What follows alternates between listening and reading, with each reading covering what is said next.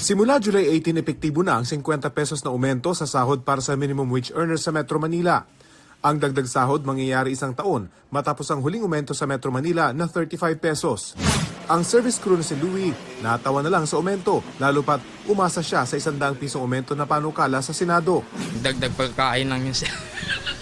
Pero pang gastos sa araw-araw parang di kakayanin pa rin yun, sir. Kung aprobahan nila yung 100, baka pwede pa yun, sir. Wala pang sariling pamilya si Louie pero siya ang nagtataguyod para sa kanyang may sakit na ama at tinang nag-aalaga rito. Pero pasalamat na rin daw siya sa dagdag ng 50. Ikaw ba umaasa ka sa mga kongresista na ibalik pa rin, ituloy nila yung legislated na at least 100 o 200? Hindi na ako maasa dun, sir. Yung 50 pa nga lang, sir, hirap na silang aprobahan eh. 100 pa kaya, sir. Sa ngayon, 695 pesos na ang minimum para sa mga nasa non-agriculture sector sa Metro Manila mula 645 pesos. Para naman sa agriculture sector, service and retail establishments na 15 pababa ang bilang ng empleyado at manufacturing establishments na walang 10 ang bilang ng empleyado, magiging 658 pesos ang sahod mula sa kasalukuyang 608 pesos. Ang Employers Confederation of the Philippines mas tanggap daw ang 50 pesos na aumento kumpara sa panukalang 100 pesos na aumento mula sa Kongreso at 200 pesos mula sa Senado. Kahit na marami sa mga miyembro namin ng medyo hindi masaya, we will try to convince them and live with it. Kesa ro sa legislated wage hike na masyadong emotional at hindi nagdaan sa proseso. Kabilang sa batayan, ayon sa National Wages and Productivity Commission, ang 5.4% na paglago ng kita sa mga produkto at serbisyo sa bansa o GDP nitong first quarter. Ang pagbagal nila ng pagmahal ng mga bilihin sa Metro Manila na nasa 1.7% noong Mayo at unemployment rate na nasa 5.1% naman noong Abril.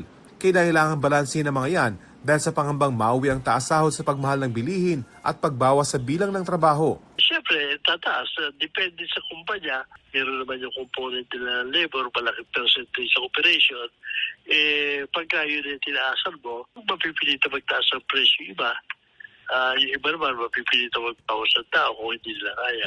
Pebrero noong nakarang taon, lumusot sa Senado ang panukalang 100 peso legislated wage hike.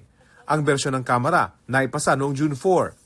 Pero patapos na ang 19th Congress nang maipadala ito sa Senado. Bago matapos ng sesyon, hinikayat ng Senado ang Kamara na i-adapt na lang ang kanilang bersyon. Pero ang Kamara nanawagang i-convene ang Bicameral Conference Committee para pag-isahin ang magkaibang bersyon. Sa huli, natapos ang 19th Congress nang hindi na i-reconcile ng Kongreso ang panukala na dapat sanay unang legislated wage hike sa loob ng halos 4 na dekada. Ngayong 20th Congress, sinimulan ng ihain ang mga panukalang aumento sa sahod, gaya ng panukalang 1,200 pesos na living wage para sa pribadong sektor. Nais naman ng ilang kongresista na buwagin ang provincial wage system at magtakda ng iisang minimum wage sa buong bansa. Para sa GMA Integrated News, ako si Rafi Tima, ang inyong saksi. Mga kapuso, maging una sa saksi. Mag-subscribe sa GMA Integrated News sa YouTube para sa iba't ibang balita.